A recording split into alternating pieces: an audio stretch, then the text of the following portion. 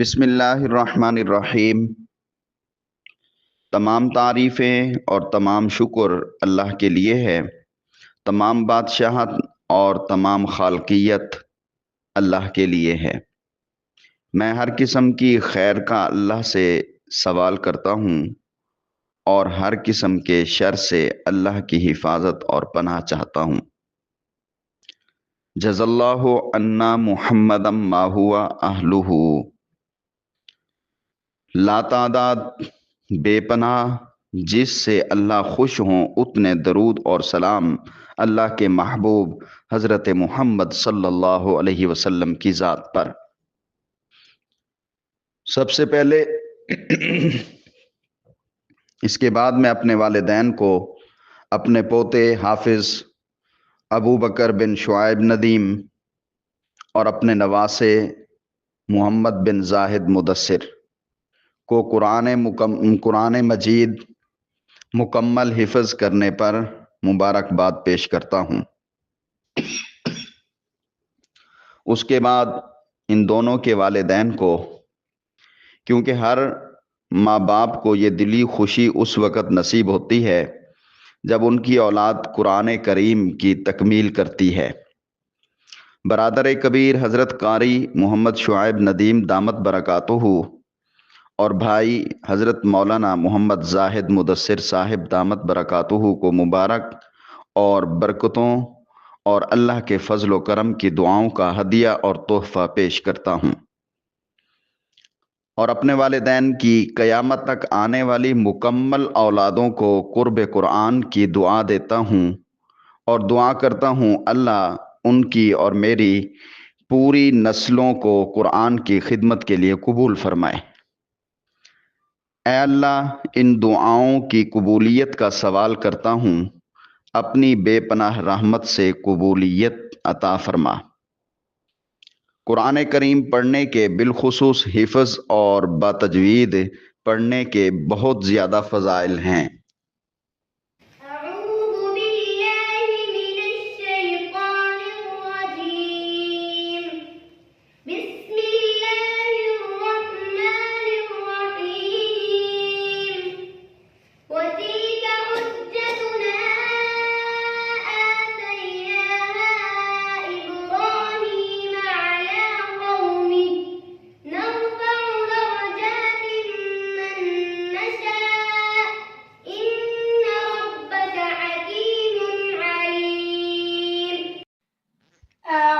اللہ تبارک و تعالی ہماری اولادوں کو قرآن کی حفاظت کے لیے قبولیت عطا فرمائے۔ سب کو معلوم ہے کہ کفار قرآن کریم کو مٹانے کے لیے کیا کیا حربے کر چکے ہیں اور آج تک کر بھی رہے ہیں اور آگے چل کر کرتے بھی رہیں گے۔ یہ ان کی عادت ہے۔ قرآن کریم کو حفظ کرنا سعادت، فضیلت اور اعزاز ہے، جس کا مطالبہ اللہ تعالیٰ اور اللہ تعالیٰ کے محبوب رسول اللہ صلی اللہ علیہ وسلم نے بھی فرمایا ہے۔ قرآن کریم کی حفاظت، اس کی عظمت، اس کے تقدس و احترام کی خاطر یاد کرنا اور حفظ کرنا بھی دین اسلام کی بڑی خدمت اور باعث اجر کا کام ہے۔ تاریخ میں موجود ہے کہ حضرت امام محمد رحمۃ اللہ علیہ، جو امام ابو حنیفہ رحمۃ اللہ علیہ کے شاگرد ہیں، نے ایک ہفتے میں مکمل قرآن کریم حفظ کر لیا ہے۔ یہ قرآن پاک کا اعجاز ہے کہ باقی کوئی کتاب نہ حفظ کی جاتی ہے اور نہ اس طرح یاد رکھی جاتی ہے۔ حفظ قرآن کی ترغیب دلانے والی روایات یعنی کہ احادیث موجود ہیں، اور صحابہ کرام رضوان اللہ علیہم اجمعین حفظ بھی کرتے تھے۔ صحابہ کرام تو قرآن کریم کو اللہ تعالیٰ کا کلام اور اپنے ایمان میں اضافے کا ذریعہ بھی سمجھتے تھے اور خوش ہو کر اس کی تلاوت اور اس کا حفظ کیا کرتے تھے۔ اللہ پاک ہمیں اور ہماری اولادوں کو بھی اسی طرح خوش ہو کر قرآن کی تلاوت اور حفظ کرنے کی توفیق عطا فرمائے۔ آپ صلی اللہ علیہ وسلم نے خود قرآن کریم حفظ کیا۔ صحابہ کرام رضوان اللہ علیہم اجمعین کو اس کی ترغیب دی۔ بلکہ جو شخص بھی ایمان لاتا سب سے پہلے آپ صلی اللہ علیہ وسلم اس کو قرآن کریم سکھاتے، اور پھر وہ قرآن سیکھنے کے بعد اوروں کو سکھاتا اور حفظ کراتا۔ حفظ، اس سے آپ اچھی طرح اندازہ لگا سکتے ہیں کہ وہ حفظ کرتے تھے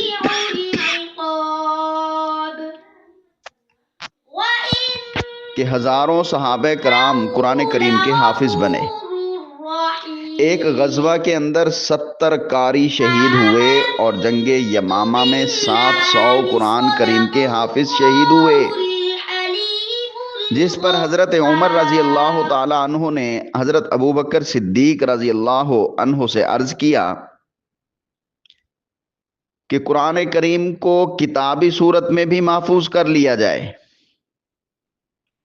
اس طرح حفاظ شہید ہوتے رہے تو کہیں قرآن کریم ہی نہ اٹھ جائے۔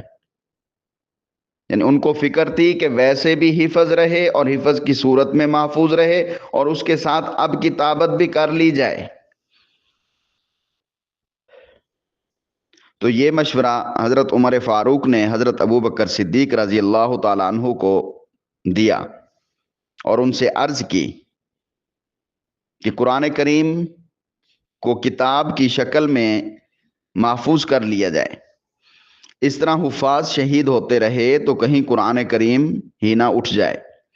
جس کے بعد قرآن کریم کو حفظ کے ساتھ ساتھ کتابی صورت میں بھی جمع کیا گیا اور کیا جاتا رہا۔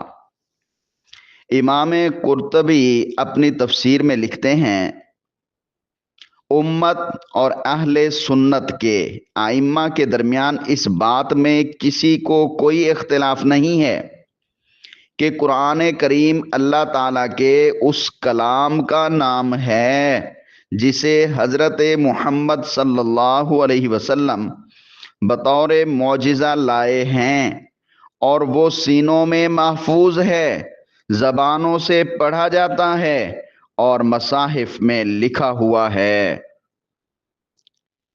اور اس سے بڑی بات کیا ہوگی کہ حضرت جبرائیل علیہ السلام خود حضور اکرم صلی اللہ علیہ وسلم سے قرآن کریم کا دور کیا کرتے تھے، ایک دوسرے کو حفظ قرآن سنایا کرتے تھے۔ اللہ تبارک و تعالی ہمیں بھی اور ہماری نسلوں کو بھی قرآن حفظ کرنے کی اور پھر اسی انداز سے لانے والا، اور جس کے پاس لایا گیا فرشتوں کا سردار اور کل کائنات کا سردار حضرت جبرائیل اور محمد الرسول اللہ امام الانبیاء امام الکائنات خاتم النبیین آپس میں ایک دوسرے کو سناتے تھے۔ اللہ ان کے اس برکت سے ہماری نسلوں کو بھی ایک دوسرے کو ہمیشہ قرآن کریم دور کرنے کی، بار بار یاد کرنے کی، یاد رکھنے کی، تجوید کے ساتھ اچھے انداز میں پڑھنے کی توفیق عطا فرمائے۔ آخر میں پھر اپنے والدین کی خدمت میں دعا کا اور مبارک کا تحفہ پیش کرتا ہوں، میرے والدین قبول فرمائیں اور میرا اللہ میرے والدین کو اس کا عظیم اجر دنیا میں بھی اور آخرت میں بھی عطا فرمائے۔ اللہ تعالیٰ